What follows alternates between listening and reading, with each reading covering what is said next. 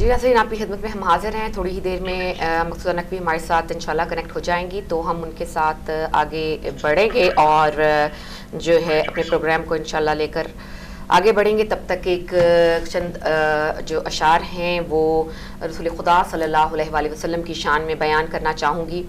उठी नज़र तो रुए नबी पर ठहर गई, उठी नज़र तो रुए नबी पर ठहर गई, दिल क्या संवर गया मेरी किस्मत संवर गई। हिजरे नबी में आह कहाँ बे असर गई, तड़पे जो हम यहाँ तो मदीने खबर गई। इस हुस्न इल्तिफात के कुर्बान जाइए, इस हुस्न इल्तिफात के कुर्बान जाइए, किस्मत मेरी बिगड़ने से पहले संवर गई। दामाने मुस्तफ़ा का सहारा हुआ नसीब, दामाने मुस्तफ़ा का सहारा हुआ नसीब, ये बेकसी हमारा बड़ा काम कर गई। मैं मुस्कुराया देख के खुर्शीद हश्र को, मैं मुस्कुराया देख के खुर्शीद हश्र को, मेरी नज़र जो दामने सरकार पर गई। मेरे लबों पे नामे नबी जब भी आ गया, मेरे लबों पर नामे नबी जब भी आ गया, दामन बचा के हवादस से मौजे हवादस गुजर गई। उठी नज़र तो रुए नबी पर ठहर गई, दिल क्या संवर गया मेरी किस्मत संवर गई। नाज़रीन इंशाल्लाह हम जल्द ही जो है हमारा जो ही कनेक्शन जो है वो हम कनेक्ट होते हैं मकसूदा के साथ, तो इंशाल्लाह आपकी खिदमत में हम जो है वो दोबारा इंशाल्लाह वो हमारे साथ हाजिर होंगी आज के दिन भी। तब तक के लिए मैं आपको कुछ और ऐसी बातें जो है वो आपकी खिदमत में पेश करना चाहूँगी। जैसे कि रसूल अकरम सल्लल्लाहु अलैहि वसल्लम की इंकसारी के बारे में मज़ीद आपको बताना चाहूँगी कि जब कोई शख्स रसूल खुदा सल्लल्लाहु अलैहि वसल्लम से मुलाकात के लिए मुसाफ़ा करता था तो अपना हाथ उस वक्त तक नहीं खींचते थे जब तक दूसरा शख्स अपना हाथ ना खींच ले। अपना चेहरा उस वक्त तक नहीं फेरते थे जब तक मुलाकात करने वाला अपना चेहरा ना फेर ले। जब आप मुसलसल किसी मजलिस में बैठते थे तो अपने घुटने भी दूसरे से आगे नहीं करते थे, यानी इम्तियाजी शान से नहीं बैठते थे। बंदगाने इलाही के साथ पस्त और मामूल की जगह पर खाना तनावुल फरमाते थे। सवारी पर भी बहुत कम अकेले बैठते थे, हमेशा अपने पीछे किसी गुलाम या किसी और को बिठा लेते थे। अपने ज़वाज के साथ घरेलू कामों में हाथ बटाते थे। अपने कपड़ों और जूतों को खुद ही टांक लेते थे। फुकरा और मस्कीन के साथ उठते बैठते थे और खाना खाते थे। अपने खादम के साथ चक्की पीसते थे, आटा खमीर करते थे, अपना सामान खुद उठाते थे। ज़मीन पर ही अपनी नशिस्त बर्खास्त रखते थे। फरमाते थे मैं खुदा का बंदा हूँ, लिहाजा गुलामों की तरह खाता हूँ और गुलामों की तरह बैठता हूँ। आपको ये बात सख्त नागवार थी कि लोग आपकी ताज़ीम के लिए खड़े हों। जहां भी आप तशरीफ ले जाते सबसे आखिर में बैठते थे। खुद ऊंट को घास डालते थे और ऊंट को बांधते थे। खुद घर में झाड़ू देते थे और बकरियों का दूध दोते थे।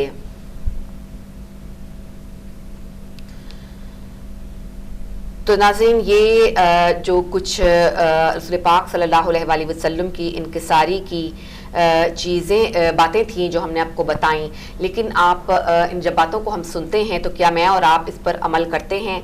हम इनसे बिल्कुल ऑपोजिट जो है वो अमल करते हैं और हमारी कोशिश होती है कि हमें ज़्यादा से ज़्यादा प्रोटोकॉल दिया जाए। हमारी कोशिश होती है कि लोग हमारे ज़्यादा से ज़्यादा जो है वो ताज़ीम करें और जो है लोग हमारे लिए जो है वो अदब से खड़े हो जाएं। और जबकि रसूल पाक सल्लल्लाहु अलैहि वसल्लम को ये बात सख्त नागवार गुजरती थी कि वो को उनकी ताज़ीम में खड़ा हो जाए। हमारी कोशिश होती है कि मस्जिदों में जाएं और हम अपने आप अपनी टांगें फैलाकर जो है वो ज़्यादा से ज़्यादा जगह को हासिल कर लें, जबकि रसूल पाक सल्लल्लाहु अलैहि वसल्लम अपनी घुटने को आगे नहीं बढ़ने देते थे और जो है वो ज़मीन पर बैठकर खाना खाते थे। यानी कि रसूल पाक सल्लल्लाहु अलैहि वसल्लम फरमाते थे कि मैं अल्लाह का ग़ुलाम हूँ और ग़ुलामों की तरह जो है वो खाना खाते थे। अपनी अज़वाज का हाथ बटाते थे, जो कि हमारे यहाँ एक बहुत बड़ा समझा जाता है कि बहुत ही एक बुरा फेल है, क्योंकि अगर मर्द हज़रात अपनी बीवियों का हाथ बटा लेंगे तो उनकी इसमें बेहद जो है जग हसाई होगी, उसमें उनकी बेहद बेइज्जती होगी, जबकि ऐसा नहीं है। घर के कामों में हाथ बटाना जो है रसूल पाक सल्लल्लाहु अलैहि वसल्लम की सुन्नत है, और जो सुन्नत है, जो सुन्नतें असल में हैं उन पर हम अमल नहीं करते, और जो सुन्नतें खुद से बना ली गई हैं उन पर अमल करते हुए दिखाई देते हैं। इसके अलावा हम अपना अगर मुआज़ना करना चाहें तो हम तो कहीं भी करीब भी खड़े नहीं होते रसूल पाक सल्लल्लाहु अलैहि वसल्लम की सुन्नतों के, कि हम कोशिश होती है हमारी कि हम लोगों से नज़रें चुराएं, उनसे हाथ ना मिलाएं, उनसे बातचीत ना करें, और जिससे हमारी किसी भी किस्म की कोई नाचाकी होती है हम उसको जो है पूरी कोशिश करते हैं कि इग्नोर कर दिया जाए, उनको किसी किस्म की जो है वो उनसे बातचीत ना की जाए, हम बद कलामी करते हैं, हम जो है वो रूड होते हैं, हमारे पास बदअखलाकी बहुतात से पाई जाने लगी है, तो जिसकी वजह से जो है वो हम अब वो वाली खुसूसियात हम में बाकी नहीं रही जो कि रसूल खुदा सल्लल्लाहु अलैहि वसल्लम एक मोमिन में देखना चाहते हैं, जो एक मुसलमान में देखना चाहते हैं। तो ये चीज़ें बहुत ज़रूरी हैं और हमारे लिए कि हम इनको जो है वो अपने अंदर पैदा करें, और आजिज़ी और इनकसारी जो है वो हमारे लिए ज़्यादा इम्पोर्टेंस रखनी चाहिए। तकब्बुर जो है इंसान को किसी भी बात पर, तकब्बुर एक ऐसी चीज़ है कि जो बहुत जल्द पैदा हो जाती है, बहुत जल्द इंसान के अंदर दाखिल हो जाती है। इवन के आप के पास थोड़ी आपकी तनख्वाह बढ़ जाती है, थोड़ी आपकी तालीम ज़्यादा हो जाती है, बच्चे अच्छे नंबर ले लेते हैं, आप घर ले लेते हैं, आप बेहतर गाड़ी ले लेते हैं, आपके पास थोड़ा पैसा आने लगता है, इवन के अगर आप इबादत खुदा ज़्यादा करने लगते हैं तो हमारे अंदर फ़ौरन तकब्बुर जो है वो जगह जमाने लगता है, जो कि एक बहुत ही बड़ा अफसोस की बात है और बहुत बड़ा गुनाह है। चूँकि हम इंसान हैं, ये शैतानी चीज़ें तकब्बुर, हसद और दूसरी बुराइयाँ जो हैं वो हमारे अंदर जन्म लेने लगती हैं, लेकिन इसका मतलब ये नहीं है कि हम उनको अपने अंदर जगह फराहम करें कि वो उसके पैर पसार कर जो है वो बुराइयां हमारे अंदर बैठ जाएं। बल्कि जब भी कभी हमें इस किस्म की फीलिंग महसूस हो जिसमें कि हसद पाया जाता हो, जिसके अंदर बुग़्ज़ पाया जाता हो, जिसके अंदर तकब्बुर पाया जाता हो, तो हमें उसको फ़ौरन जो है वो जुटलाना चाहिए, उसको हमें रफ़ा दफ़ा करना चाहिए और उससे हमें अपनी आप को दूर कर लेना चाहिए ताकि वो हमारे ऊपर ग़लबा ना पा ले। हमारे साथ मौजूद हैं आलिमा मकसूदा नकवी साहिबा, लगता है हम उनके साथ कनेक्ट हो गए हैं और इंशाल्लाह अब हम अपने टॉपिक का भी जो है वो आपके साथ मिलकर आगाज़ करेंगे। और जो है सबसे पहले हम मकसूदा की खिदमत में सलाम अर्ज़ करेंगे। अस्सलाम वालेकुम मकसूदा। वालेकुम सलाम व रहमतुल्लाहि व बरकातहू। मैं कंट्रोल रूम से कहूँगी कि मुझे मकसूदा की आवाज़ नहीं सुनाई दे रही, अगर आप प्लीज़ कुछ कर सकें तो बहुत मेहरबानी होगी। मकसूदा आपको मेरी आवाज़ सुनाई दे रही है? जी जी सिस्टर साहब, मुझे बिल्कुल आपकी आवाज़ सुनाई दे रही है। मुझे मकसूदा की आवाज़ अब आ रही है लेकिन बहुत कम आ रही है। मैं कोशिश करूँगी कि उनको सुन सकूँ गौर से, लेकिन मैं अपना हमारा नाज़रीन आज का टॉपिक है रसूल खुदा का कुरानी तारुफ, और मैं मकसूदा से सवाल किए देती हूँ ताकि वो जो है इसका जवाब दे लें। और मकसूदा चूँकि मुझे आपकी आवाज़ सही से नहीं आ रही, इसलिए मैं आपके लिए अपना सवाल जो है वो अर्ज़ कर देती हूँ कि कुरान करीम ने रसूल खुदा सल्लल्लाहु अलैहि वसल्लम का तारुफ किस तरह से करवाया है? ये तारुफ किसी मनसब, किसी ओहदे के तनाजुर में है या कि कुछ और है?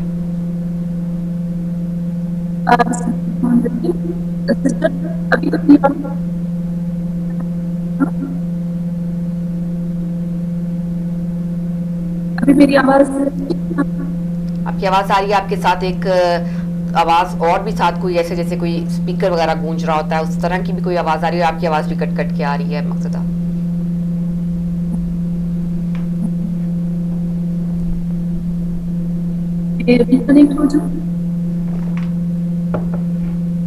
देखिए आपको कोई स्पीकर, अगर आप उसको थोड़ा सा नीचे करें तो शायद।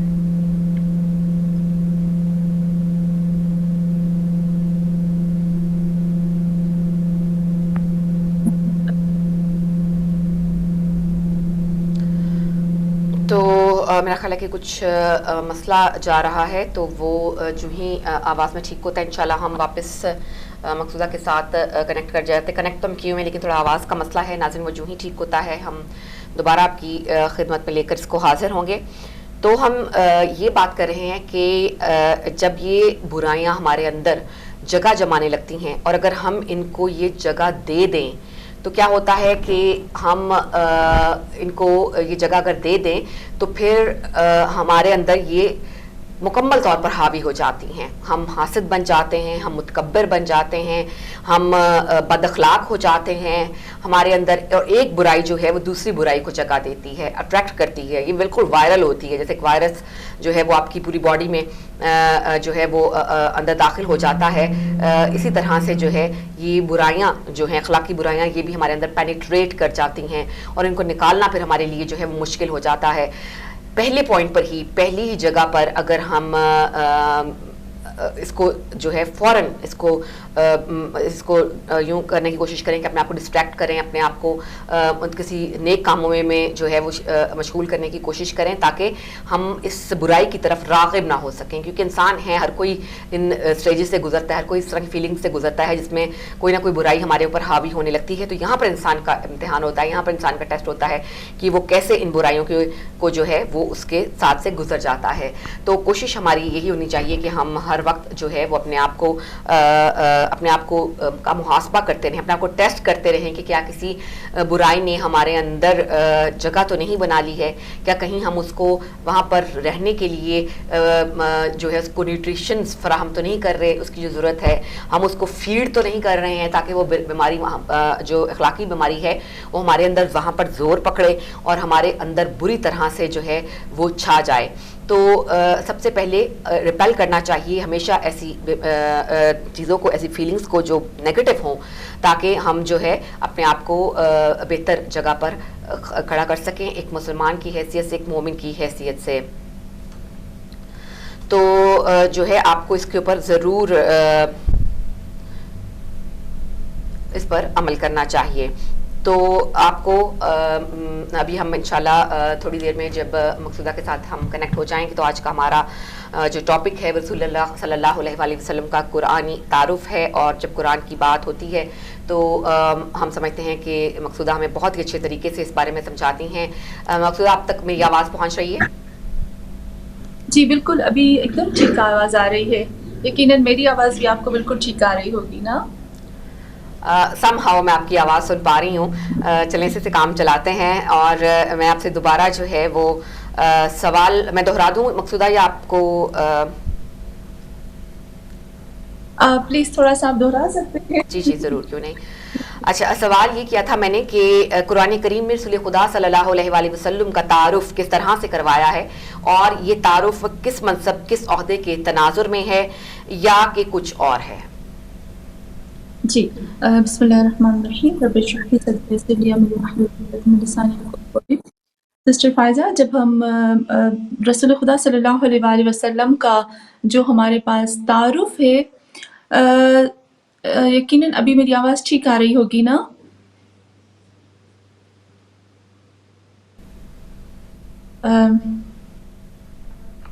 میری آواز ٹھیک آ رہی ہے ابھی؟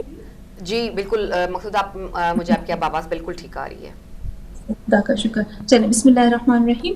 سسٹر سحر، جب آپ نے بات کی نا کہ خداوند عالم نے کس طرح سے محمد صلی اللہ علیہ وآلہ وسلم کا تعارف کروایا ہے، تو مجھے رسول خدا صلی اللہ علیہ وآلہ وسلم کی ازواج میں سے یاد آ رہا ہے کہ رسول خدا کی بیویوں میں سے حضرت عائشہ فرماتی ہے کہ رسول خدا صلی اللہ علیہ وآلہ وسلم جو ہے وہ بولتا قرآن ہے، جسے ہم کہتے ہیں نا بولتا قرآن ہے. اور خود وہ فرماتے ہیں کہ خداوند عالم نے اس سال مسلسل دیکھا رسول خدا صلی اللہ علیہ وآلہ وسلم کو، اور پھر اس کے بعد جو ہے وہ قرآن کو لکھا. تو قرآنی تعارف جو ہے محمد صلی اللہ علیہ وآلہ وسلم کا، وہی ہم کہہ سکتے ہیں کہ وہ بولتے قرآن ہے.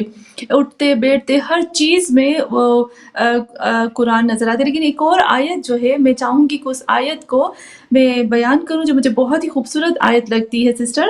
اس سورہ آل عمران کی آیت ہے، آیت نمبر 164 ہے، جس میں خداوند عالم ارشاد فرماتا ہے لقد من اللہ علی المؤمنین اذ بعث فیہم رسولا. میں تھوڑی سی آیت پڑھتی ہوں، لیکن یہ آیت بہت ہی خوبصورت آیت ہے. پوری میں نے اس آیت کو نہیں پڑھا ہے. اللہ نے جو ہمارے لیے تعریف فرمائی ہے، جو اللہ نے ہم لوگوں کے لیے فرمایا، ویسے تو محمد صلی اللہ علیہ وآلہ وسلم کے لیے خداوند عالم نے اس قدر بیان کیا ہے. میں انشاءاللہ آتی ہوں، لیکن ایک جو میری نظر میں خاص آیت ہے وہ یہ ہے، آپ کو پتہ ہے من، قرآن میں یہ جو لفظ مننا ہے نا، یہ جب بھی استعمال ہوا ہے وہ محمد صلی اللہ علیہ وآلہ وسلم کے لیے استعمال ہوا ہے. اور مننا کی جو روٹ میننگ ہوتی ہے وہ ایسی روٹ میننگ ہوتی ہے. مننا کا مطلب ہوتا ہے کہ ایک ایسی بڑی نعمت، اتنی بڑی نعمت کہ جس نعمت کو ہم کاؤنٹ نہیں کر سکتے، وہ نعمت جس کا کوئی جتنا بھی جس کا وزن کیا جائے نا، وہ اتنی ہی پاورفل ہوتی، اتنی اس کی وہ وزن دار ہوتی ہے. اور مننا کا مطلب ہوتا ہے کہ ایک ایسی نعمت جس پہ احسان جتایا جاتا ہے. تو سسٹر، جب ہم قرآن میں دیکھتے ہیں نا، خداوند عالم نے اتنی انسانوں کو نعمتیں دی ہے، رحمتیں دی ہے، پتہ نہیں کہ کیا اللہ نے ہمیں نہیں دیا ہے. تو خداوند عالم نے کبھی بھی احسان نہیں جتایا کہ میں نے تمہارے اوپر دیا، یہ میرا احسان ہے تم لوگوں پر. لیکن مننا ایسی نعمت کو کہتے ہیں جس میں احسان جتاتا ہے. آپ کو پتہ ہے اللہ کیا کہتا ہے میں نے احسان کیا ہے مومنین کے اوپر. لقد من علی المؤمنین، یہ مومنین پر میرا احسان ہے. خدا نے اتنی نعمتیں دی، اتنی برکتیں دی، اتنا کچھ دینے کے باوجود بھی اللہ نے کبھی نہیں احسان جتایا. لیکن ایک جگہ پر آ کر اللہ کہتا ہے یہ میرا احسان ہے مومنین پر، میں جتاتا ہوں احسان کو. وہ کون سا احسان ہے جس کو اللہ جتا رہا ہے؟ وہ ہے اذ بعث فیہم رسولا، کہ میں نے ان مومنین میں سے ایک رسول کو مبعوث کیا، وہ ہے محمد صلی اللہ علیہ وآلہ وسلم. ویزکیہم ویعلمہم الکتاب والحکمہ.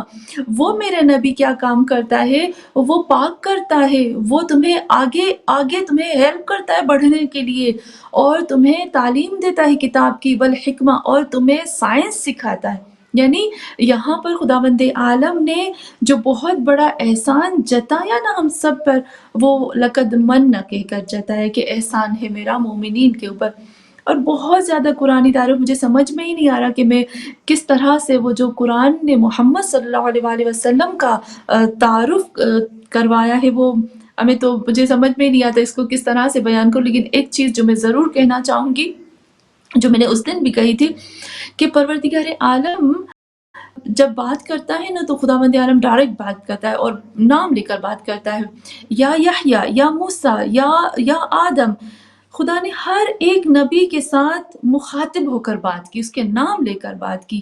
اور یہاں پر ہم جب دیکھتے ہیں نا تو محمد صلی اللہ علیہ وآلہ وسلم کے لیے پروردگار عالم نے کبھی بھی یہ نہیں کہا کہ یا محمد. قرآن میں ایک جگہ پر بھی نہیں آیا یا محمد. یہ ہمارے نبی کے لیے سب سے بڑا اعزاز ہے، ہم کہہ سکتے ہیں کہ کہا یا آدم، یا نوح، یا ابراہیم، یا موسیٰ. کتنی دفعہ پروردگار عالم نے یہ کہا. لیکن محمد صلی اللہ علیہ وآلہ وسلم کے لیے اگر جب بھی فرماتے ہیں نا تو کہتے ہیں یا ایھا المزمل، یا ایھا المدثر. یعنی جب ہم دیکھتے ہیں تو خداوند عالم جب بھی اپنے نبی کو پکارتا ہے القاب کے ذریعے سے پکارتا ہے، اوصاف کے ذریعے سے پکارتا ہے، نام سے نہیں. اور خود منع کرتا ہے کہ میرے نبی کو ان کے نام سے نہ پکارو، وہ تمہارے جیسا نہیں ہے، وہ میرا محمد ہے، وہ میرا عبد ہے، وہ میرا مزمل ہے، وہ میرا مدثر ہے، وہ میرا رحمت للعالمین ہے، وہ خاتم النبی ہے. تو تم جیسا نہیں ہے کہ تم جو ہے وہ ان کو میری عام لوگوں کی طرح پکارو. تو جب ہم محمد صلی اللہ علیہ وآلہ وسلم کا تعارف دیکھتے ہیں نا تو دل عجب ہو جاتے ہیں. تو خداوند عالم نے خود فرمایا کہ میں آپ کو کچھ آیتیں بتاتی ہوں، مجھے لگتا ہے میرے لیے تو بہت ہی اہم ہے وہ آیتیں. عجب بات یہاں پر یہ آتی ہے کہ خداوند عالم قرآن میں جہاں پر ہم قرآن کھولتے ہیں نا تو پروردگار عالم جو ہے جہاں پر جسے ہم کہہ سکتے ہیں نا کہ خدا نے بتایا کہ اے لوگو میں تمہارے اعمال کو دیکھ رہا ہوں. بالکل اسی طریقے سے خداوند عالم نے قرآن میں کہا کہ اے لوگو، جس طرح سے تم لوگوں کو پتہ ہے نا کہ اللہ تمہارے اعمال کو دیکھ رہا ہے، گواہ ہے. سسٹر صاحب جب ہم بات کرتے ہیں نا تو ہم یہ کہتے ہیں کہ ہمارے تمام اعمال نامے جو ہیں وہ ہر جمعرات کو امام مہدی آخر الزماں کے پاس پیش ہوتے ہیں، اور امام مہدی جو ہے وہ ہمارے اعمال ناموں کو دیکھتے ہیں، اگر برے ہوتے ہیں تو وہ گریہ کرتے ہیں، اور اگر اچھے ہوتے ہیں تو وہ خوش ہوتے ہیں۔ لیکن ہم یہ بھول جاتے ہیں کہ قرآن نے یہ بھی بتایا کہ محمد صلی اللہ علیہ وآلہ وسلم کے سامنے بھی ہمارے اعمال ناموں کو پیش کیا جاتا ہے۔ خدا یہ بھی کہتا ہے قرآن میں کہ جس طرح سے اللہ دیکھ رہا ہے، اللہ کہتا ہے جس طرح سے میں تمہیں دیکھ رہا ہوں نا، ایسے میرا نبی بھی تمہیں دیکھ رہا ہے۔ قرآن کی آیت سورہ توبہ میں اللہ کہتا ہے کہ کل اعملوا فسیر اللہ عملکم ورسولہ والمؤمنین، تمہیں جو عمل کرنا ہے تم کرو، لیکن یاد رکھو کہ اللہ تمہارے اعمالوں کو دیکھے گا، اور تمہارا نبی اور مومنین جو ہے وہ تمہارے اعمال ناموں کو دیکھیں گے۔ اور خداوند عالم خود قرآن میں کہتا ہے عالم الغیب فلا یظہر علی غیبہ الا من ارتضی من رسول، کہ جتنا بھی عالم ہے، عالم الغیب ہے، وہ اللہ کسی کے اوپر ظاہر نہیں کرتا سوائے اپنے کسی خاص رسول کے، اور وہ رسول محمد صلی اللہ علیہ وآلہ وسلم۔ تو ہمارے نبی کے لیے اللہ نے اس طرح سے بتایا کہ وہ تمہیں دیکھ رہا ہے، اور اتنے نام القابات کے جو ہم بیان نہیں کر سکتے ہیں، وہ خود خداوند عالم نے رسول خدا صلی اللہ علیہ وآلہ وسلم کے لیے بیان کیے۔ اور وہی بات آتی ہے کہ ایک اور آیت ہے جو میں اس پہ بھی بہت عجب ہو جاتی ہوں، کاش میں اس آیت کو بیان کروں، کاش اس کو ڈیٹیل میں جا کر بیان کروں ایک ایک چیز کو۔ اس میں خداوند عالم تمام انبیاء کو کہتا ہے کہ وَلَقَدْ جِئْنَا، تمام انبیاء جو ہے وہ اپنی قوم کے ساتھ آئیں گے، اور ہر نبی جو ہوگا وہ اپنی قوم کے اوپر گواہ ہوگا۔ یعنی رسول خدا صلی اللہ علیہ وآلہ وسلم کے لیے خدا کہتا ہے کہ ہر نبی جو ہے وہ اپنی قوم کو لے کر آئے گا، اور ہر نبی اپنی امت پہ گواہ ہوگا۔ اور اے میرے محمد صلی اللہ علیہ وآلہ وسلم، آپ تمام انبیاء پہ گواہ ہوں گے۔ یہاں پر کہتا ہے شہید علیکم، اے میرے نبی تم تمام کے اوپر گواہ ہو جاؤ گے۔ اور پھر ایک اور چیز میں اس کو بیان کر کے سسٹر صاحب پھر ہم آگے کی طرف جائیں گے۔ یہاں پر قرآن میں خداوند عالم کچھ ایسی جگہ ہے جہاں پر اللہ نے اپنے ساتھ اپنے نبی کے نام کو رکھا ہے، اور بہت ہی خوبصورت انداز میں اس کو شارٹ کر کے کوشش کروں گی کہ صرف اشارہ کرتی ہوئی جاؤں، کیونکہ پوری آیتیں تو نہیں بیان ہو سکیں گی، یہ تھوڑا سا تبرکن جس طرح سے ہم کہتے ہیں نا۔ خداوند عالم جب عزت کی بات کرتا ہے نا تو اللہ کہتا ہے وَلِلَّهِ الْعِزَّةُ وَلِرَسُولِهِ، جتنی بھی عزت ہے نا وہ وَلِلَّهِ الْعِزَّةُ، عزت جو ہے وہ اللہ کے لیے ہے، وَلِرَسُولِهِ، اور اس کے رسول کے لیے ہے۔ دیکھیں اللہ عزت کی جہاں بات کرتا ہے وہاں اپنے ساتھ اپنے نبی کی بات کرتا ہے، اور پھر اطاعت کی بات جب کرتا ہے کہتا ہے کہ اطیعوا اللہ و اطیعوا الرسول، اطاعت کرو اللہ کی اور اس کے رسول کی اطاعت کرو۔ اور پھر جہاں معصیت کی، جہاں نافرمانی کی بات آتی ہے نا، وہاں پر بھی اللہ کہتا ہے وَمَن يَعْصِ اللَّهَ وَرَسُولَهُ، جو کوئی بھی نافرمانی کرتا ہے اللہ کی اور اس کے رسول کی۔ اب نے دیکھا دونوں کو ساتھ میں رکھا، عزت میں اللہ نے اپنے آپ رسول خدا کو رکھا اور خود کو رکھا، اطاعت میں خدا نے جہاں اپنی اطاعت کی وہاں پر رسول خدا کی اطاعت کی، جہاں پروردگار عالم نافرمانی کی بات کرتا ہے، جہاں اپنی نافرمانی کی بات کرتا ہے وہاں پر رسول خدا کی بات کرتا ہے۔ اور اذیت کی بات کیا خداوند عالم کہتا ہے ان الذین یؤذون اللہ ورسولہ، جو تکلیف دیتے ہیں، جو اذیت دیتے ہیں، خداوند عالم نے کتنا خوبصورت کہا کہ جو اذیت دیتے ہیں، جو تکلیف دیتے ہیں اللہ کو، اور ان الذین یؤذون اللہ ورسولہ، جو تکلیف دیتے ہیں اللہ کو اور اس کے رسول کو۔ اور پھر خداوند عالم کے فرماتا ہے جو بھی لبیک کہتا ہے، لبیک کی بھی جب بات آتی ہے نا تو اللہ لبیک میں بھی اپنے ذات کے ساتھ محمد صلی اللہ علیہ وآلہ وسلم کو ضرور رکھتا ہے۔ پروردگار عالم کہتا ہے کہ استجیبوا للہ ولرسولہ، جواب دو، لبیک بولو اللہ کے لیے اور اس کے رسول کے لیے۔ اور پھر جب مدد کی بات آتی ہے نا، نصرت کی بات آتی ہے، تو بھی خداوند عالم کہتا ہے کہ وَيَنْصُرُونَ اللَّهَ وَرَسُولَهُ، اور مدد کرتے ہیں، نصرت کرتے ہیں اللہ کی اور اس کے رسول کی۔ اور جہاں پر بھی نصیحت کی بات آتی ہے نا تو اذا نصح اللہ ورسولہ، جب نصیحت کرتے ہیں للہ ولرسول، کہ جب وہ نصیحت کرتے ہیں اللہ اور اس کے رسول کے لیے، اور پھر نصیحت کے بعد جب جنگ کی بات آتی ہے تو بھی خداوند عالم جنگ میں بھی جب جنگ کی بات آتی ہے تو اپنی ذات کے ساتھ محمد صلی اللہ علیہ وآلہ وسلم کو رکھتا ہے. فَأَذَنُوا بِحَرْبٍ مِّنَ اللَّهِ وَرَسُولِهِ کہ اجازت دی کہ ان لوگوں کو جنگ کی خدا کے لیے اور اس کے رسول کے لیے. اور پھر جب ایمان کی بات آتی ہے نا تو ایمان میں بھی خداوند عالم اپنی ذات کے ساتھ میرے محمد صلی اللہ علیہ وآلہ وسلم کی ذات کو ضرور رکھتا ہے. خداوند عالم فرماتے ہیں فَآمِنُوا بِاللَّهِ وَرَسُولِهِ ایمان لاؤ اللہ پر اور اس کے رسول پر. اور جب منہ پھیرنے کی بات آتی ہے نا تب بھی خداوند عالم اپنی ذات کے ساتھ میرے محمد صلی اللہ علیہ وآلہ وسلم کی ذات کو رکھتا ہے. خدا کہتا ہے وَمَن يَتَوَلَّ اللَّهَ وَرَسُولَهُ اور جو بھی منہ پھیر دیتا ہے اللہ اور اس کے رسول سے.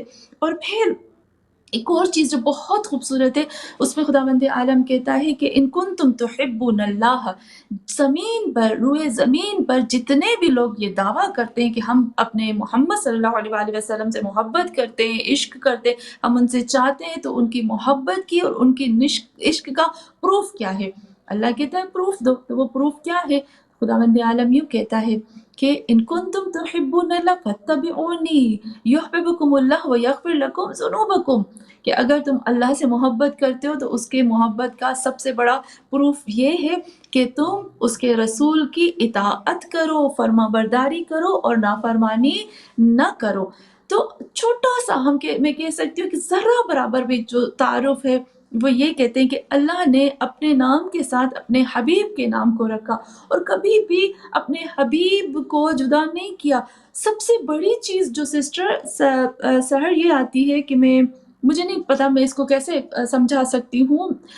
جو بہت گہرائی میں جانے والے لوگ ہوتے ہیں نا جو عشق رکھنے والے لوگ ہوتے ہیں ان کے لیے بہت بڑی سمجھ کی بات ہوتی ہے. ابھی آپ نے دیکھا ہوگا کہ منڈے کو ایک پروگرام ہے میرا جس میں بتا رہی ہوں کہ سینس کتنے ہوتے ہیں علم کتنا ہوتا ہے انسان کے دماغ کی کتنی کیپیسٹی ہوتی ہے اور دماغ میں اللہ نے کیا کیا چیزیں رکھی ہے. اب دیکھیں ہم نے جب کیا تو دماغ کے اندر 75 سولجرز ہیں پھر اس کے بعد جو اللہ نے عقل کے اندر جو رکھے لب کے اندر جو رکھے پھر جو ہمارے سینس آتے جو 15 سینس آتے پھر اس کے اندر جو ہمارے فہم علم شعور یہ تمام چیزیں آ جاتی ہیں. پھر اس کے بعد علم آتا ہے علم میں وہی فلسفہ اور علم کلام اور یہ ساری چیزیں علم میں آ جاتی ہیں. خداوند عالم نے خود کہہ دیا کہ انسان اگر کتنے بڑے فلاسفر جو گزرے ہیں اسلام سے پہلے یا اسلام کے بعد بھی کتنے بڑے فلاسفر نے کوشش کی کہ وہ اللہ کی ذات تک پہنچنے کی کوشش کریں لیکن کوئی بھی اللہ کی ذات تک نہیں پہنچ پایا.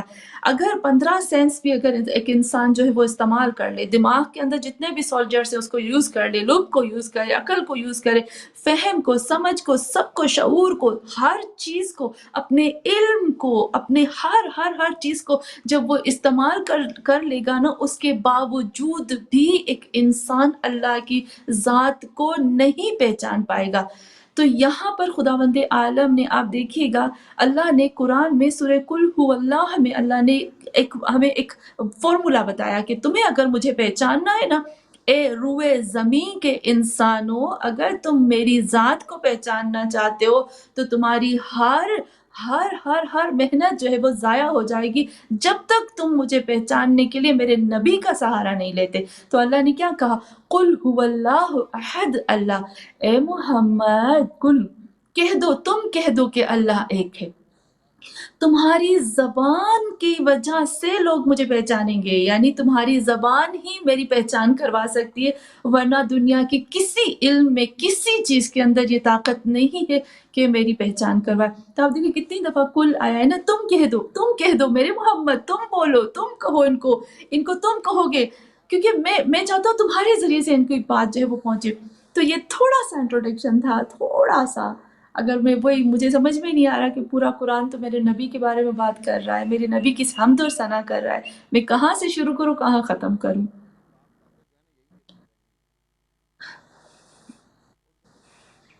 چونکہ ٹائم ہمارے پاس کم جی ہوتا سسٹر سر جی آپ کو میری آواز آ رہی ہے؟ جی بالکل ابھی آ رہی ہے. ٹھیک ہے. اچھا مقصودہ ظاہر ہے کہ ویسے تو میرا خیال ہے کہ پہلا سوال ہی پورا پروگرام لے سکتا ہے لیکن چونکہ ظاہر ہے کہ ہمیں تیزی سے آگے بڑھنا ہے. یہ بتائیے گا کہ رسول خدا اور دیگر انبیاء کی مشکلات میں کیا فرق تھا جبکہ تمام انبیاء تو ایک ہی دین لے کر آئے تھے اور سبھی کو مشکلات اٹھانا پڑی؟ جی کاش وہی ابھی ابھی آپ نے اتنی خوبصورت بات بیان کی، کاش میں اسی بات کے اندر آ جاتی کہ جو جو ڈفرینس ہے نا، جو چینجنگ ہے، جسے ہم کہہ سکتے ہیں کہ جس طرح سے حضرت ابراہیم اور حضرت موسیٰ اور رسول خدا صلی اللہ علیہ وآلہ وسلم اور حضرت عیسیٰ کی جب ہم بات کرتے ہیں تو اس کی بات میں بھی ہم آتے ہیں، تو کاش ہمارے پاس ٹائم ہوتا تو میں قرآن کی ایک آیت کو کھول کر لے کے آتی، لیکن یہاں پر جب ہم دیکھتے ہیں نا سسٹر، تو یہاں بہت زیادہ ہمیں فرق نظر آتا ہے۔ خود ہی ایک چیز جب آتی ہے تو خود رسول خدا صلی اللہ علیہ وآلہ وسلم ارشاد فرماتے ہیں، رسول خدا صلی اللہ علیہ وآلہ وسلم ارشاد فرماتے ہیں کہ اے لوگو میرا زمانہ جو ہے وہ حضرت موسیٰ سے بھی بدتر زمانہ ہے۔ کیوں حضرت موسیٰ سے بھی بدتر زمانہ ہے؟ کیونکہ حضرت موسیٰ کے زمانے میں فرعون جب غرق ہو رہا تھا نا، تو فرعون نے حضرت موسیٰ کو کہا تھا کہ اے موسیٰ میں تمہارے خدا پہ ایمان لانے والا ہوں، یعنی اے موسیٰ اپنے خدا سے کہو کہ مجھے غرق ہونے سے بچا لے۔ لیکن عجب بات یہاں پہ یہ آتی ہے کہ ابو جہل جو تھا، رسول خدا خود فرماتے ہیں کہ ابو جہل جو تھا اس کے سینے پہ وہ شخص اس کے سینے پہ بیٹھا تھا اور اس کے گردن کو جدا کرنے کے لیے تیار تھا، لیکن اس وقت اس حالت میں بھی وہ محمد صلی اللہ علیہ وآلہ وسلم اور اسلام اور خدا کے لیے برا برا بول رہا تھا۔ تو رسول خدا نے یہ فرمایا کہ تم نے دیکھا کہ دوسرے انبیاء اور میرے میں یہ فرق ہے کہ فرعون جو ہے وہ ڈوبتا ہوا بھی حضرت موسیٰ کو کہا کہ اپنے خدا سے کہو کہ مجھے بچا لے، اور یہاں پر دیکھیں کہ ابو جہل اس حالت میں، تو ہم سوچ سکتے ہیں کہ میرے نبی صلی اللہ علیہ وآلہ وسلم نے کس طرح سے کس امت کے ساتھ مقابلہ کیا۔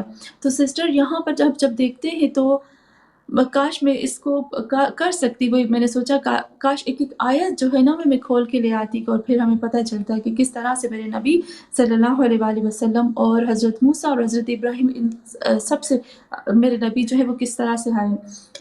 یہاں پر ہوتا ہے کہ ہر نبی کو کوئی نہ کوئی اذیت دی گئی تھی۔ میں یہ 3-4 درس میں کنٹینیو ایک بات کہہ رہی ہوں کہ سسٹر کہ ہر نبی کی قوم کے اندر ایک برائی تھی، ہر نبی کی قوم کے اندر ایک برائی تھی جس کے ساتھ وہ نبی لڑے تھے، لیکن یہ جو آخری وقت ہے نا، جو میرے نبی محمد صلی اللہ علیہ وآلہ وسلم کا دور ہے، امام مہدی آخر زمان کا دور ہے، اس میں 1,24,000 انبیاء کی قوموں میں جو برائی تھی نا وہ ساری برائیاں آ گئی۔ تو آپ سوچیں کہ ہر نبی ایک برائی سے لڑا، اور میرے محمد صلی اللہ علیہ وآلہ وسلم جو تھے وہ 1,24,000 برائیوں سے لڑ رہے ہیں۔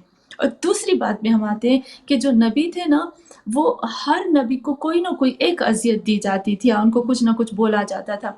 میرے محمد صلی اللہ علیہ وآلہ وسلم کو تاریخ لکھتی ہے، اور یہ کبھی رسول خدا نے خود شکایت نہیں کی، لیکن یہ تاریخ میں بات آتی ہے کہ کسی نبی کو ہر نبی کو کوئی نہ کوئی اذیت دی جاتی تھی، لیکن محمد صلی اللہ علیہ وآلہ وسلم کو ہر روز دن میں 30 اذیتیں دی جاتی تھی، 30 تکلیفیں دی جاتی تھی، اور وہ جو 30 جس دن دی جاتی تھی نا وہ دوسرے دن سے مختلف ہوتی تھی۔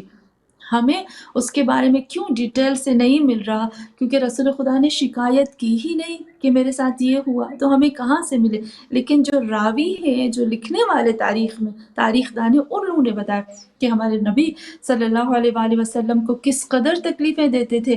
جب رسول خدا صلی اللہ علیہ وآلہ وسلم کسی گلی سے کسی جگہ سے گزرتے تھے نا، تو وہاں پر کچھ لوگ اپنے گھروں میں، آپ کو پتہ ہے سسٹر کہ وہ انگارے ہوتے تھے نا، وہ جلا کے وہ جہاں سے گزرتے تھے وہ ان کے اوپر پھینکتے تھے، یا رستے میں جب ہمارے نبی صلی اللہ علیہ وآلہ وسلم ان کو ملتے تھے تو رستے میں وہ کیا کرتے تھے کہ ان کے پاس کچھ بھی نہیں ہوتا تھا نا، جیسے آپ کو یاد ہوگا کہ امام حسین کے بارے میں جب ہم پڑھتے ہیں کہ کربلا کے میدان میں امام حسین عاشور کے دن امام حسین علیہ السلام پہ چاروں طرف سے حملہ ہوا، جس کے ہاتھ میں تیر آیا اس نے تیر مارا، جس کے ہاتھ میں نیزہ آیا اس نے نیزہ مارا، جس کے ہاتھ میں جو چیز آئی اس نے ماری۔ اگر کسی کے ہاتھ میں کچھ بھی نہیں آیا نا تو انہوں نے وہ جو کربلا کی گرم ریت تھی نا وہ بھی اٹھا کے ان کو ماری۔ سیم میرے نبی کے ساتھ یہ ہوا ہے، سیم۔ اگر کسی کو کچھ بھی نہ ملتا نا تو وہ گرم ریت اٹھا کر میرے نبی کے اوپر ڈالتے تھے۔ ہمیں پتہ ہے کہ شعبِ ابی طالب کا واقعہ ہے، بہت زیادہ ایسے واقعات ہیں جو ہمیں ملتے ہیں کہ ہمارے نبی صلی اللہ علیہ وآلہ وسلم کے ساتھ انہوں نے کس طرح سے کیا.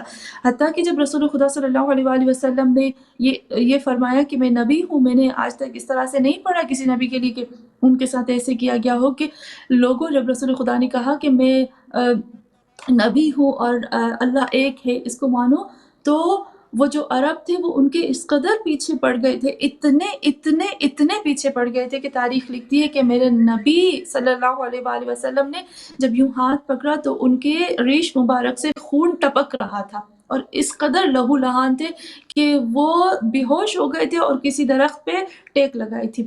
یہاں ہمیں پتا ہے کہ ابو لہب جو تھا، جب رسول خدا صلی اللہ علیہ وآلہ وسلم جاتے تھے تو ابو لہب جو تھا وہ رسول خدا کو پتھر مارتا تھا، کنکریاں مارتا تھا، ان کے پاؤں کے اندر اتنا مارتا تھا کہ رسول خدا کے پاؤں جو تھے وہ زخمی ہو جاتے تھے. یعنی ہمیں پتا ہے کہ جو رسول خدا صلی اللہ علیہ وآلہ وسلم کو جو اذیت دی گئی تھی، ہم یوں بھی کہہ سکتے ہیں انبیاء جو تھے ان کو اذیتیں دی گئی تھی، مینٹلی ان کو بولا جاتا تھا، اپنوں نے کبھی نہیں دی تھی. رسول خدا کے ابو لہب جو تھے خود کے چچا تھے، انہوں نے دی.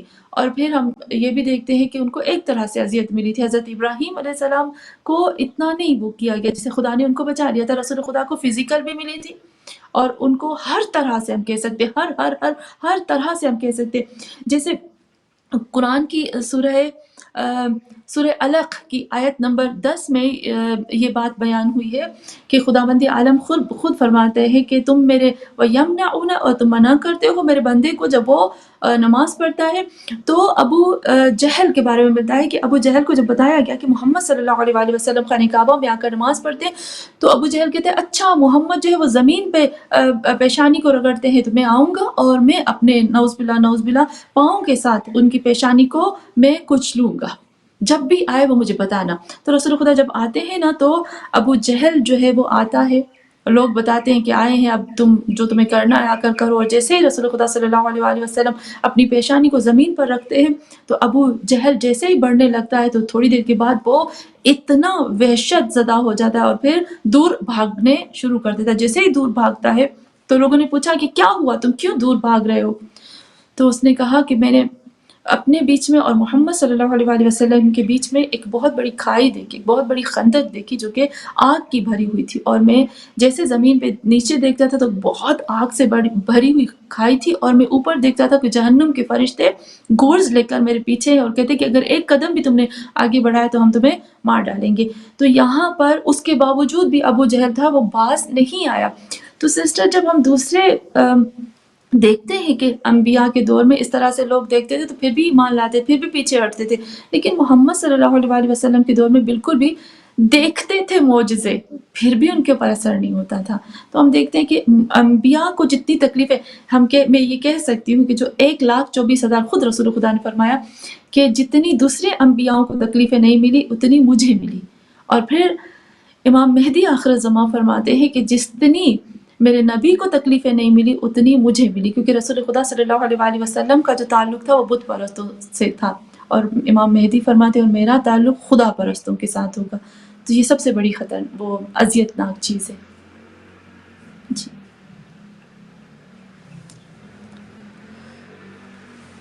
آگے بڑھیں گے اور اب سے ہم یہ سوال کرنا چاہیں گے کہ رسول خدا صلی اللہ علیہ وآلہ وسلم نے جو ریاست مدینہ تشکیل دی تھی، اس کو کن عوامل کے تحت تشکیل دیا، اور ان میں خدائی مدد اور رسول خدا کی صلی اللہ علیہ وآلہ وسلم کی شخصیت اور جمال کا کیسے اظہار ہوتا ہے، اور ان کی ذات اقدس کے کون سے ایسے شخصیتی عناصر ہیں جس نے اس مشکل کام کو انجام دینے میں مدد دی؟ جی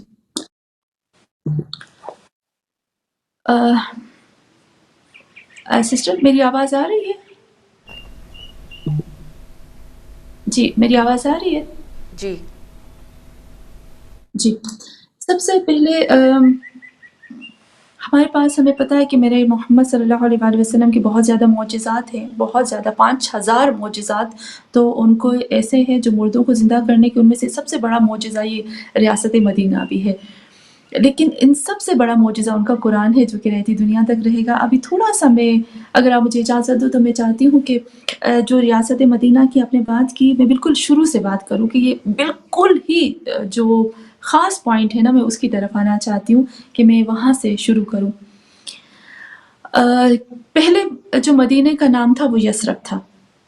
اچھا، ایک چیز اس سے پہلے کہ میں تھوڑا سا مدینے کی طرف آتی ہوں، پورے اگر ہم عالم انسانیت میں دیکھتے ہیں، پورے عالم میں دیکھتے ہیں کہ کس طرح سے اسلام جو ہے وہ بڑا ہے۔ ابھی میں نے بات کی کہ جب پہلی مرتبہ رسول خدا صلی اللہ علیہ وآلہ وسلم نے جب بولا تھا کہ میں نبی ہوں، تو لوگوں نے ان کا پیچھا کیا تھا، ان کو پتھر مارے تھے، ان کو لہو لہان کر دیا تھا، یعنی اس قدر ان کے ساتھ برا بیہیو کیا تھا۔ لیکن ایک وقت آتا ہے سسٹر کہ میرے محمد صلی اللہ علیہ وآلہ وسلم اس قدر لوگوں کے دلوں پہ چھا جاتے ہیں کہ رسول خدا صلی اللہ علیہ وآلہ وسلم جب وضو کرتے ہیں نا، ان کے وضو کے پانی کو بھی زمین پہ نہیں گرنے دیتے، ایک ایک قطرے کو اٹھا لیتے ہیں، یعنی اس قدر عاشقان رسول بھی ہو گئے تھے۔ کچھ ایسی وجوہات تھی اور وہ وجہ مدینے میں بھی بنی تھی۔ میں تھوڑا سا مدینے کی طرف آتی ہوں، اور پھر مدینے کے اندر کافی ایسی چیزیں ہیں، وہی کہوں گی کہ کافی ایسی چیزیں ہیں جو ہمارے لیے بھی واجب ہے، ہمیں سننا، ہمیں سمجھنا، ہمیں واجب ہے کہ ہم کس طرح سے ہمارے رسول خدا صلی اللہ علیہ وآلہ وسلم نے کیا تھا۔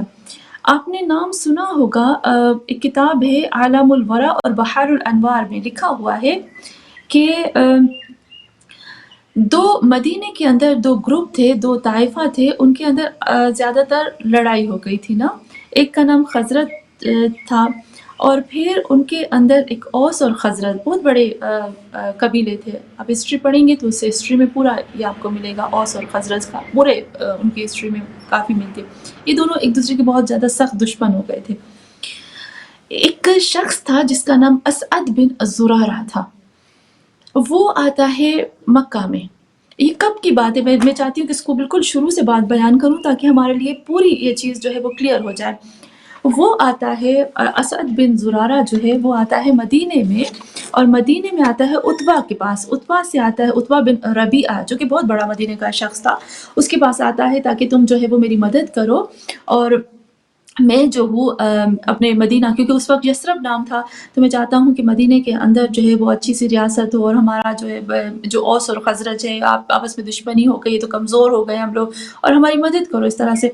تو اس وقت عتبہ نے اس کو بولا کہ میں اس وقت تمہاری کوئی مدد نہیں کر سکتا، کیونکہ اس وقت جو ہے ہم خود بہت بڑی پرابلم میں پھنس چکے ہیں۔ تو انہوں نے کہا کیا ایسی پرابلم ہے جس میں تم لوگ پھنس گئے ہو نا؟ تو اس نے کہا ایک شخص ہے جس کا نام محمد صلی اللہ علیہ وآلہ وسلم ہے، اور وہ کہتا ہے کہ میں نبی ہوں، اور یہ سب اس نے باتیں بیان کی، اور پھر اس نے کہا کہ ہم نہیں مدد کر سکتے ہیں تمہاری، اور پھر وہ عجب ہو جاتا ہے کہ تم مکہ جیسے شہر میں جو کہ امن کا شہر، اس میں رہ کر پھر تم مصیبت میں پھنس چکے ہو۔ تو اس وقت عتبہ اس کو بتاتا ہے کہ تم جو ہے اس سے دور رہنا، کیونکہ جو بھی شخص اس کے پاس آتا ہے وہ پھنس جاتا ہے، وہ بہت بڑا، بہت ہی سخت ترین جادوگر ہے کہ لوگ اس کے سحر میں پھنس جاتے۔ تو یہاں پر اسعد بن خزرج جو تھا وہ کیا کرتا ہے، اسد بن زرارہ جو تھا وہ، اور اس کے ساتھ ذکوان بن قیس تھا، یہ دونوں کہتے ہیں کہ ہمیں تو ابھی ہم آ گئے ہیں، کیونکہ اسلام سے پہلے بھی ہم سب کو پتہ ہے کہ خانہ کعبہ کے اندر جو تھا وہ طواف واجب تھا، اور یہ ساری چیزیں پہلے سے موجود ہیں۔ تو کہتے ہیں اب تو میں آ گیا ہوں مکہ میں، اب تو میرے لیے ضروری ہے کہ میں طواف کروں، ورنہ میں نہیں جا سکتا یہاں سے۔ اس نے کہا ٹھیک ہے، تم جب جاؤ گے تو تم اپنے کانوں میں روئی ڈال دینا، اور پھر اس کی بات کو نہ سننا۔ وہ اسعد بن زرارہ کہتے ہیں میرے دماغ میں ایک چیز چل رہی تھی کہ ہم نے مدینہ یعنی یثرب کے یہودیوں سے سنا تھا کہ اسی سال ایک پیغمبر جو ہے وہ ظہور فرمائے گا، اور وہ مدینے میں آئے گا، اور ہماری جو ریاست مدینہ ہے اس کو بالکل بدل کے رکھ دے گا۔ سسٹر میں صرف آتی ہوں 10 آیتوں کی طرف جنہوں نے مدینے کی قسمت کو بدل دیا تھا۔ وہ کیا کرتا ہے، اسد بن زرارہ وہ آتا ہے، اور وہ جب اپنے کانوں میں روئی ڈالتا ہے اس کو بتاتے ہیں، کیونکہ یہ شعبے ابی طالب کا واقعہ تھا کہ ان لوگوں کو بند کر دیا گیا تھا۔ عتبہ بن ربیعہ بتاتا ہے اسد بن زرارہ کو کہ دیکھو وہ لوگ ہیں نا، ہم نے ان کا محاصرہ کر لیا ہے، ہم ان کو نہیں نکلنے دیتے ہیں گھر سے، اور جب کبھی بھی بس صرف اور صرف وہ آتے ہیں رجب میں، اور اس طرح سے جب ایام ہوتے ہیں مکہ مدینہ کے لیے خاص، اس میں وہ نکلتے ہیں، ورنہ وہ نہیں، ہم ان کو نکلنے دیتے ہیں، وہ محاصرے میں وہ نظر بند ہو گئے۔ لیکن کیونکہ وہ ایسا وقت تھا تو اس نے کہا ابھی وہ کہاں ہوں گے؟ اس نے کہا ابھی وہ مکہ میں ہوں گے، تم اس سے دور رہنا۔ وہ جب آتا ہے تو اس نے کانوں کے اندر ہے نا روئی ٹھوس لی تھی، اور پھر اپنے آپ سے وہ باتیں کرتا ہے اور کہتا ہے کہ میں سوچ رہا تھا کہ کتنا بے وقوف ہوں میں کہ میں ان لوگوں کے کہنے میں آ گیا، میں ان لوگوں کی باتوں میں آ گیا، اور میں دیکھوں تو صحیح کہ آخر کیا بات ہے، حقیقت کیا ہے، میں اس کی بات تو سنوں کہ وہ کہنا کیا چاہتے۔ پھر اس کے بعد وہ کہتا ہے کہ میں نے اپنے کانوں سے جو روئی ہے وہ میں نے نکالی، اور روئی نکالنے کے بعد میرے کانوں میں جو سب سے پہلی آواز آئی نا، سسٹر آپ عجب ہو جاؤ گے، وہ سورہ انعام کی آیت نمبر 151 سے لے کر 153 تک تھی۔ حیرت کی بات ہے کہ وہ سورہ انعام کی آیتیں، اس میں 10 قانون میرے خداوند عالم نے بتائے۔ میں تھوڑا سا اس کو پڑھتی ہوں۔ یہاں پر یہ جو ہم کہتے ہیں نا پولیٹک ہونی چاہیے، حکومت ہونی چاہیے، یہ 10 قانون بتاتا ہے اللہ۔ خداوند عالم نے کیا، اس نے جیسے ہی روئی کانوں سے نکالی نا، اس کو آواز کیا آئی، محمد صلی اللہ علیہ وآلہ وسلم جب قرآن کی تلاوت کر رہے تھے نا، تو تلاوت میں سب سے پہلے یہ قل تعالوا اتل ما حرم ربکم علیکم ان لا تشرکوا بہ شیئا، کہ تم اللہ کے اٹھو کھڑے ہو جاؤ، آؤ میں بتاؤں کہ اللہ کا حرام کیا ہے، کہ تم اللہ کے ساتھ کسی کو شریک قرار نہیں دو گی، وبالوالدین احسانا ولا تقتلوا اولادکم من املاق نحن نرزقکم وَإِيَّاهُ وَلَا تَقْرَبُوا الْفَوَاحِشَ، کہ تم اولاد کو قتل نہ کرو اور بری چیزوں کی طرف نہ جاؤ، اور کسی بھی محترم نفس کا قتل نہ کرو۔ اور پھر اس کے بعد یہ جو آیت ہے اس میں 10 قانون جب اللہ بتاتا ہے، وَلَا تَقْرَبُوا مَالَ الْيَتِيمِ، یتیم کے مال کو مت کھاؤ، وَأَوْفُوا الْكَيْلَ وَالْمِيزَانَ بِالْقِسْطِ، اور ناپ تول میں کمی نہ کرو اور میزان میں قسط کرو، لا نکلف نفسا الا وسعها، اللہ کسی نفس کو تکلیف نہیں دیتا ہے۔ وَإِذَا قُلْتُمْ، جب بات کرو تو عدالت کے ساتھ بات کرو، چاہے وہ تمہارے فیملی والوں کے لیے کیوں نہ ہو، اور جب عہد کرو اللہ کے ساتھ تو اس کو وفا کرو۔ اور پھر اس طرح سے یہ جو آیتیں ہیں نا، ان ھذا صراطی، یہاں پر وہ کہتا ہے اسعد بن زرارہ کہ جیسے ہی میں نے یہ آیتیں سنی تو میرے دل میں یہ چیز آ گئی کہ یہ تو ہو ہی نہیں سکتا، یہ ہو ہی نہیں سکتا کہ یہ کوئی جادوگر ہو، یہ تو واقعاً اللہ کا کلام ہے۔ اور پھر اسعد بن زرارہ جاتا ہے محمد صلی اللہ علیہ وآلہ وسلم کے پاس، اور وہاں پر ان کے ہاتھ میں ایمان لاتا ہے، اور ایمان لانے کے بعد ان کو بولتا ہے کہ مجھے کوئی بھی ایسا شخص آپ دے دو جو میرے ساتھ مدینے میں آئے اور مدینے میں آ کر جو ہے وہ ہم لوگوں کو تعلیم دے۔ پھر رسول خدا صلی اللہ علیہ وآلہ وسلم نے ان کو اپنا جیسے ہم کہتے ہیں نا ایک صحابی تھا، ان کو بھیجا اور انہوں نے ان کو جا کر تعلیم دی، اور پھر یہاں پر مدینہ جو ہے اس کی جو اوضاع تھے وہ چینج ہوتے گئے۔ اور پھر جب میرے محمد صلی اللہ علیہ وآلہ وسلم پہنچے ہیں وہاں پر، تو وہاں عجب بات یہاں آتی ہے سسٹر کہ رسول خدا صلی اللہ علیہ وآلہ وسلم نے میں چاہتی ہوں کہ 9 چیزیں بتاؤں کہ جو رسول خدا صلی اللہ علیہ وآلہ وسلم بیان کی ہے، کہ میرے خدا نے 9 چیزیں مجھے وصیت کی ہیں، جس کی وجہ سے جو ہم میں کہہ سکتے ہیں کہ مدینے کے اندر اتنی بڑی چینجنگ آ گئی، جہاں لوگ ایک دوسرے کو مال کے لیے، دولت کے لیے قتل کرتے تھے، وہاں پر مدینے کے اندر انصار جو ہیں وہ لوگوں کو اپنے گھر دے رہے ہیں، اپنی زمینیں دے رہے ہیں، اپنی جائیداد دے رہے ہیں، اپنا کھانا دے رہے ہیں، اپنے جانور دے رہے ہیں۔ یعنی حیرت کی بات یہاں پر یہ آتی ہے کہ اس وقت یہ چیزیں ایثار اور سب کچھ وہ چیزیں ہمیں نظر آ رہی ہیں جو عربوں کے اندر پہلے نہیں تھا۔ پہلے وہ قتل کرتے تھے ایک ایک بات کے اندر، لیکن یہاں بھائی چارہ آ گیا۔ تو اگر آپ مجھے اجازت دو تو وہ میں 9 چیزوں کو بیان کر دوں کہ جو رسول خدا صلی اللہ علیہ وآلہ وسلم نے بیان کی تھی۔ جی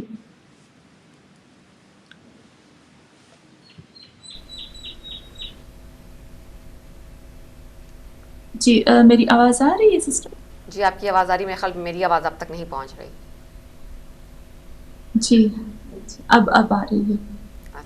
میں نے کہا 5 منٹ ہے ہمارے پاس، آپ جو ہے 9 پوائنٹس کو مختصراً بیان فرما دیجیے پلیز۔ تو میں جلدی سے اس کو بتاتی ہوں۔ سب سے پہلے تو رسول خدا صلی اللہ علیہ وآلہ وسلم نے جو ریاست مدینہ کی، اس میں 9 پوائنٹس کی طرح جلدی سے میں صرف نام لے لوں گی کیونکہ ہمارے پاس باقی ٹائم نہیں ہے ابھی۔ تو سب سے پہلے جو رسول خدا صلی اللہ علیہ وآلہ وسلم کا ہم دیکھتے ہیں کامیابی، جو کامیابی میرے نبی کو ملی اور جو ہمیں بھی دینا چاہتے ہیں، وہ یہی آتی ہے کہ رسول خدا صلی اللہ علیہ وآلہ وسلم نے کسی چیز کو غلط استعمال نہیں کیا، مس یوز نہیں کیا تھا. دیکھیں وہ بالکل ہمارے رسول خدا فرماتے ہیں نا کہ اپنے مذہب، اپنے دین کو اگر چاہتے ہو بھلے کچھ بھی ہو جائے اس کو مس یوز نہیں کرنا. ہمیں پتہ ہے کہ جب حضرت رسول خدا صلی اللہ علیہ وآلہ وسلم کے جو بیٹے تھے وہ ابراہیم جب اس دنیا سے چلے گئے تھے تو چاند گرہن ہوا تھا، تو لوگ جو ہے وہ سورج گرہن ہوا اور لوگ جو ہے وہ رسول خدا کے پاس آئے اور کہنے لگے کہ آپ کے غم میں جو ہے وہ خداوند عالم نے یہ گرہن لگا ہے. تو رسول خدا نے فوراً منع کر دیا کہ نہیں، یہ دیکھیں دین کو مس یوز نہیں کرنا. یہ کامیابی کی سب سے بڑی جو نشانی ہے اپنے دین کو مس یوز نہیں کرنا ہے. رسول خدا کا جو دوسری کامیابی تھی، ہم جیسے مدینے میں کہہ سکتے ہیں کہ مدینے کی ریاست کس طرح سے کامیابی. پہلے تو میں نے آپ کو بتایا کہ قرآن کی 10 آیتوں کی وجہ سے مدینے کے اندر انقلاب برپا ہو گیا. تو کیا ہم تو پورا قرآن پڑھتے پھر بھی ہمارے ساتھ کچھ بھی نہیں ہوتا. اور پھر جب رسول خدا کی جو ان کا دل سوزی ہم کہتے ہیں نا اپنے مسلمانوں کے لیے، لوگوں کے لیے، غیر مسلمانوں کے لیے بھی ان کی جو دل سوزی تھی، انہوں نے بھی، اور رسول خدا صلی اللہ علیہ وسلم اب جب ڈٹ جانے والے تھے، جو بھی ان کی بات تھی اپنے دین مذہب جو بھی تھا اس پہ ڈٹ جاتے تھے. اور پھر ہم نے یہ بھی دیکھا کہ رسول خدا صلی اللہ علیہ وسلم صابرین بھی تھے. 9 چیزیں ایسی تھی جو ہم کہہ سکتے ہیں، ان کے علاوہ بھی 9 چیزیں ایسی ہیں جو رسول خدا صلی اللہ علیہ وسلم کو خداوند عالم نے فرمایا، وصیت کی، جو سب سے بڑی کامیابی ہم کہہ سکتے ہیں کہ چابی ہے. سب سے پہلے رسول خدا صلی اللہ علیہ وسلم کو میرے خدا نے کہا، اے میرے محمد صلی اللہ علیہ وسلم، اوصانی ربی 9 چیزیں. ان میں سب سے پہلے اخلاص. سسٹر سحر کے جب ہم مخلص رہتے ہیں نا، ہمارے اندر اخلاص ہوتا ہے نا، تو رب بھی پسند کرتا ہے. ملاوٹ کو اللہ بھی پسند نہیں کرتا. ایک چیز تھوڑی سی میں کہوں، اخلاص یعنی وہ پیورٹی. اگر ہم دودھ خریدتے ہیں، اگر کوئی دودھ میں پانی ڈال لے تو ہمیں نہیں اچھا لگتا. تو جب ہمیں دودھ میں پانی پسند نہیں آتا، عجب بات یہ ہے کہ ہم اپنی جو ہمارے اندر ملاوٹ موجود ہوتی ہے اور ہم چاہتے ہیں کہ ہمارے ملاوٹ والے ایمان کو اللہ قبول کر لے. کیسے ہو سکتا ہے نا؟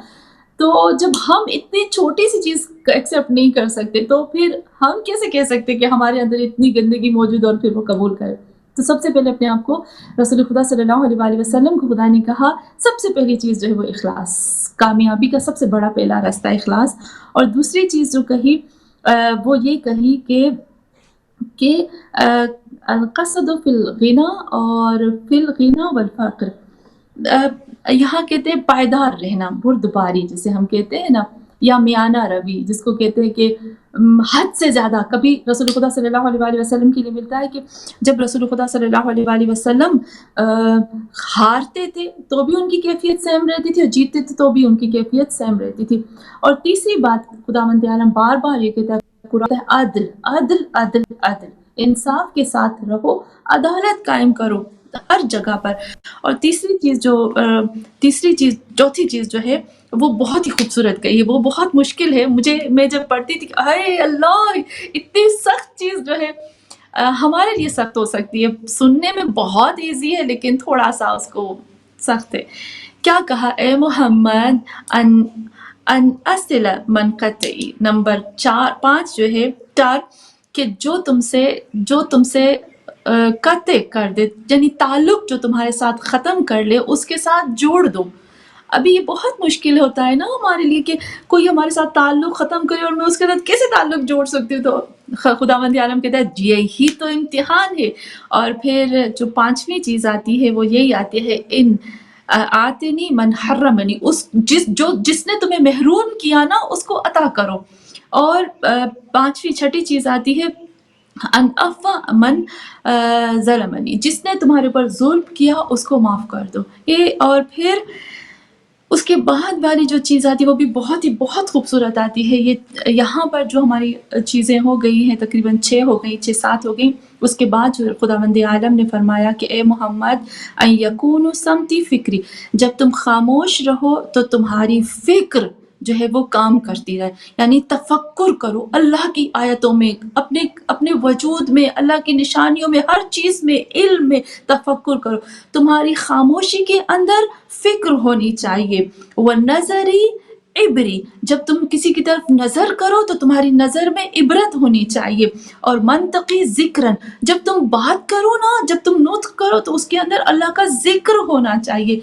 ये 9 चीज़ें ऐसी हैं जो सबसे बड़ी कामयाबी की ज़मानत है, और रसूल खुदा हमें भी बताते हैं ये अगर पॉलिटिक में आ जाती है ना तो आप यकीन माने वही रहम, मोहब्बत, चाहत, एक दूसरे को दरगुजर करना, ये सारी चीज़ें अगर आ जाए ना तो वाक़ई हमारा मुल्क भी रियासत मदीना बन सकता है।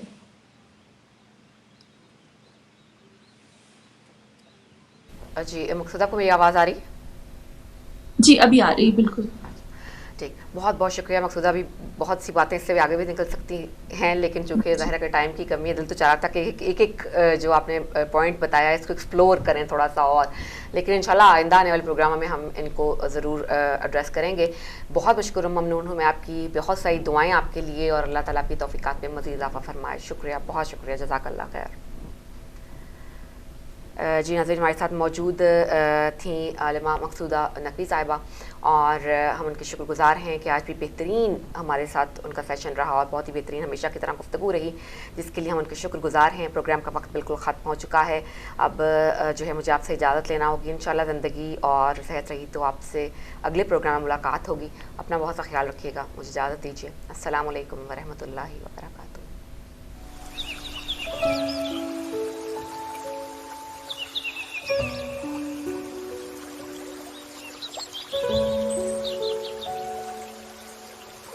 Thank you.